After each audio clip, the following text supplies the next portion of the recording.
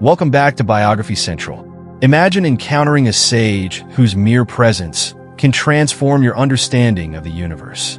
In today's episode, we will share the captivating story of F.H. Humphreys, a young police officer who arrived in India with a thirst for knowledge and an unquenchable curiosity about the spiritual realm. His encounters with Sri Ramana Maharshi not only deepened his understanding of himself, but also transformed his perspective on life, revealing that true enlightenment comes from within.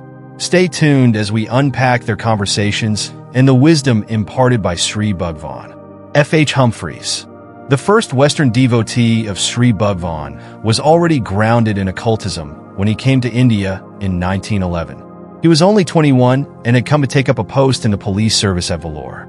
He engaged a tutor, one Narasimhaya, to teach him Telugu, and in the very first lesson asked him whether he could procure a book in English on Hindu astrology.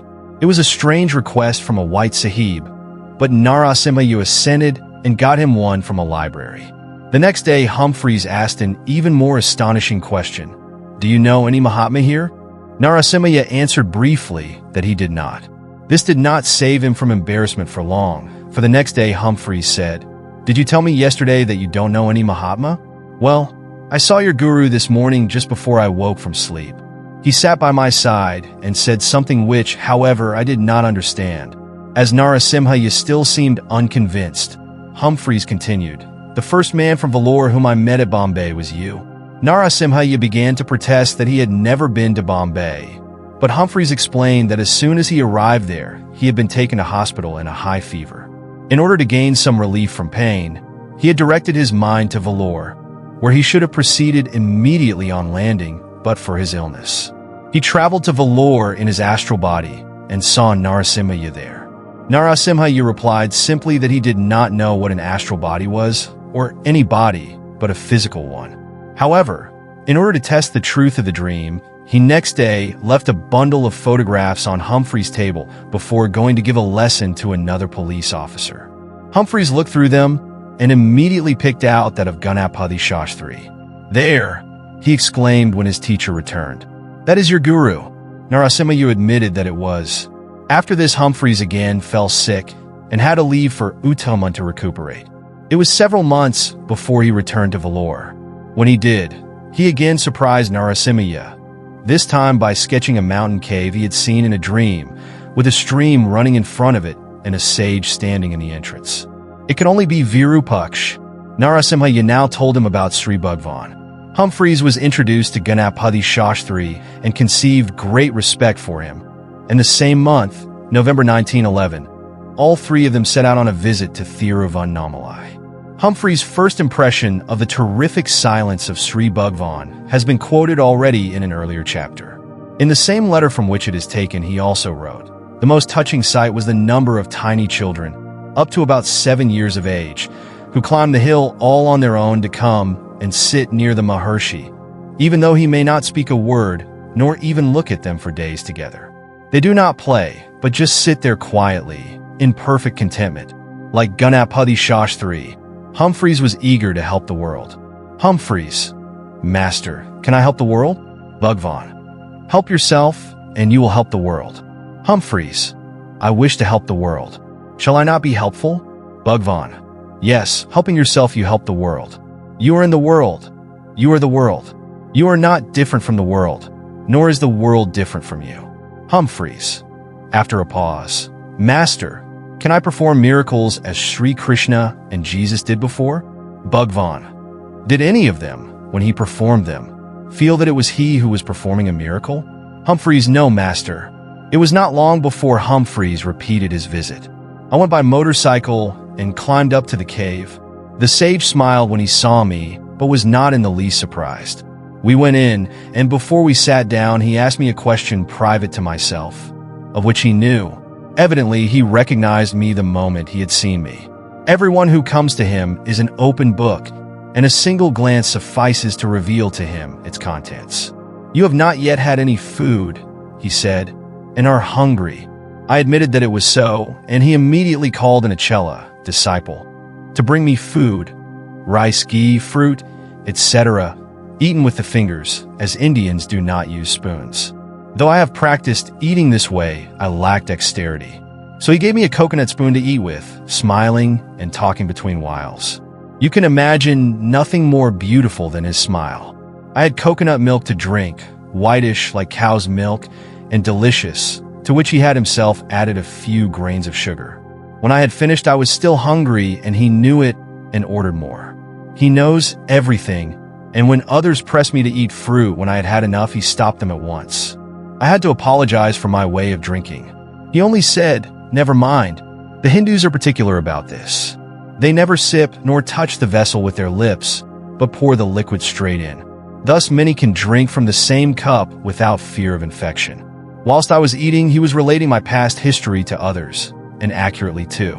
Yet he had seen me but once before and many hundreds in between.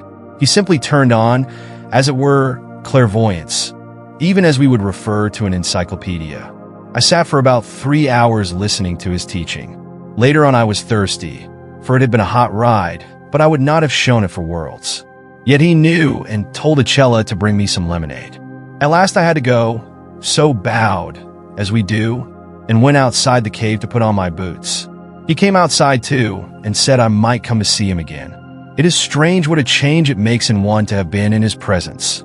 There is no doubt that anyone who sat before Sri Bhagwan was an open book to him. Nevertheless, Humphreys was probably wrong about the clairvoyance.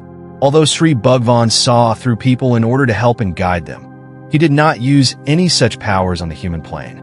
His memory for faces was as phenomenal as for books.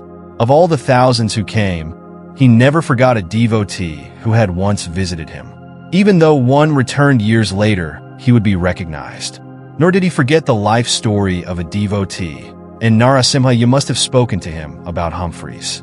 When any matter was best not talked about, he showed the utmost discretion. But in general, he had the simplicity and disingenuousness of a child, and like a child, would talk about somebody before his face, quite unembarrassed and without causing embarrassment. As for the food and drink, Sri Bhagwan was not only considerate, but incredibly observant, and would see whether a guest was satisfied. Thaumaturgic powers began to manifest themselves in Humphreys, but Sri Bhagwan warned him not to indulge them, and he was strong enough to resist the temptation. Indeed, under the influence of Sri Bhagwan, he soon lost all his interest in the occult. Moreover, he outgrew the fallacy, almost universal in the West and increasingly common in the modern East, that it is possible to help mankind only by outer activity. He had been told that by helping oneself, one helps the world. This dictum, which the laissez-faire school falsely supposed to be true economically, is in fact true spiritually, since spiritually the wealth of one does not detract from that of others, but increases it. Just as he had seen Sri Bhagwan at his very first meeting as a motionless corpse from which God is radiating terrifically, so everyone, according to his capacity, is a broadcasting station of invisible influences. Insofar as anyone is in a state of harmony and free from egoism, he is inevitably and involuntarily emitting harmony, whether he is outwardly active or not. And insofar as his own nature is turbulent and his ego strong, he is emitting disharmony even though he may outwardly be performing service. Although Humphreys never stayed with Sri Bhagwan and only visited him a few times, he imbibed his teaching and received his grace. A synopsis that he sent to a friend in English was published later in the International Psychic Gazette and remains an excellent presentation of the teaching. A master is one who has meditated solely on God, has flung his whole personality into the sea of God, and drowned and forgotten it there, till he becomes only the instrument of God, and when his mouth opens it speaks God's words without effort or forethought. And when he raises a hand, God flows again through that, to work a miracle. Do not think too much of psychical phenomena and such things. Their number is legion, and once faith in the psychical thing is established in the heart of a seeker, such phenomena have done their work. Clairvoyance, clairaudience, and such things are not worth having, when so much far greater illumination and peace are possible without them than with them. The master takes on these powers as a form of self-sacrifice. The idea that a master is simply one who has attained power over the various occult senses by long practice and prayer, or anything of the kind, is absolutely false. No master ever cared a rap for occult powers, for he has no need for them in his daily life. The phenomena we see are curious and surprising, but the most marvelous of all we do not realize, and that is that one, and only one illimitable force is responsible for A, all the phenomena we see, and B, the act of seeing them. Do not fix your attention on all these changing things of life, death, and phenomena. Do not think of even the actual act of seeing or perceiving them, but only of that which sees all these things, that which is responsible for it all. This will seem nearly impossible at first, but by degrees the result will be felt. It takes years of steady, daily practice, and that is how a master is made. Give a quarter of an hour a day for this practice. Try to keep the mind unshakenly fixed on that which sees. It is inside yourself. Do not expect to find that that is something definite on which the mind can be fixed easily. It will not be so. Though it takes years to find that the result of this concentration will be seen in 4 or 5 months' time, in all sorts of unconscious clairvoyance, in peace of mind, in power to deal with troubles, in power all around, yet always unconscious power. I have given you this teaching in the same words as the Master gives to intimate Chelos. From now onwards, let your whole thought and meditation be not on the act of seeing, nor on what you see, but immovably on that which sees. One gets no reward for attainment. Then one understands that one does not want a reward. As Krishna says, "Ye have the right to work, but not to the fruits thereof." Perfect attainment is simply worship, and worship is attainment. If you sit down and realize that you think only by virtue of the one life, and that the mind, animated by the one life into the act of thinking, is a part of the whole which is God, then you argue your mind out of existence as a separate entity.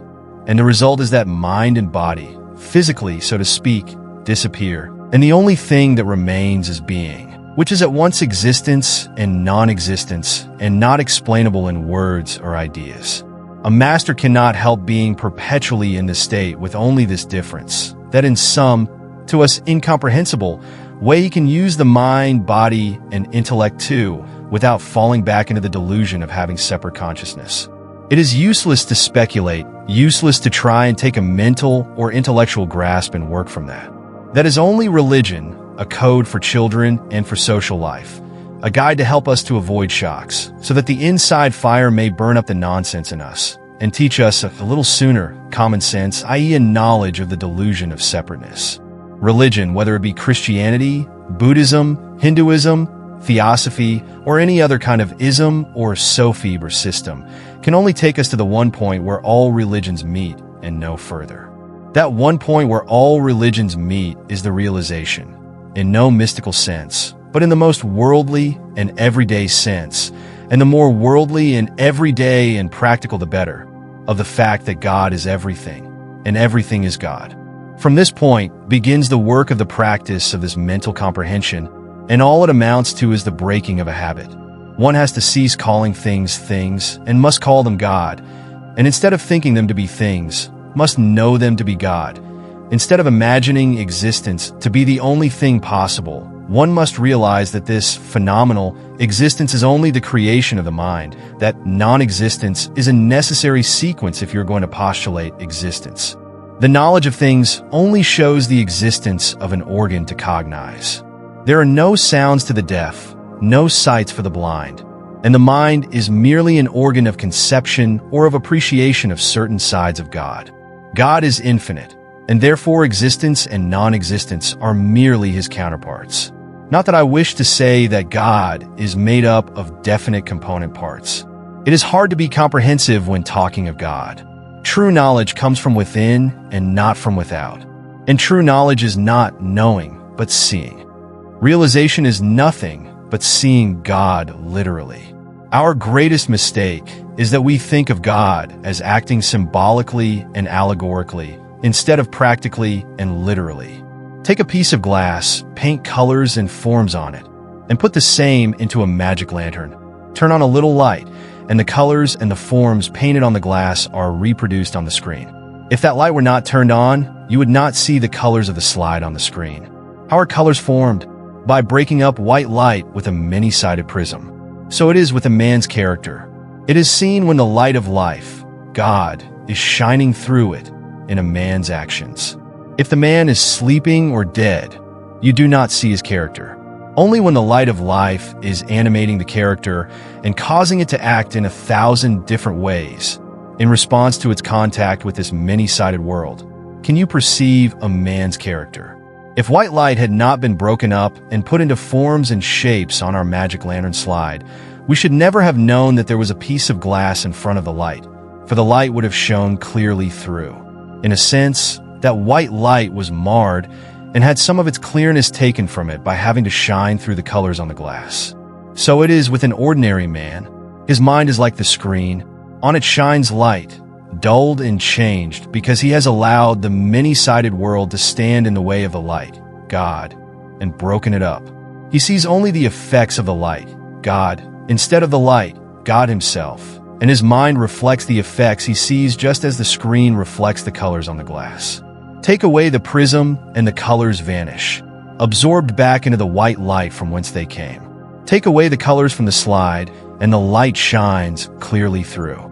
Take away from our sight the world of effects we see, and let us look only into the cause, and we shall see the light.